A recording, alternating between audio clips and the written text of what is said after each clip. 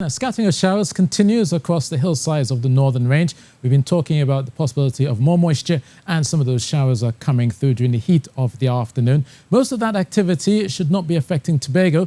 More so, it will likely be across Trinidad as we go overnight into the early part of tomorrow morning. So still a scattering of showers possible across parts of Trinidad, lows of 25 degrees Celsius overnight. Still damp spots expected into the early part of Friday morning with some early showers there. Meanwhile, offshore, those long northwesterly swells continue to agitate seas at 2 meters through the Caribbean and the Atlantic, leading to some large breakers along those north-facing coastlines. So be mindful about that as you go through the days on the late tonight and going into Friday.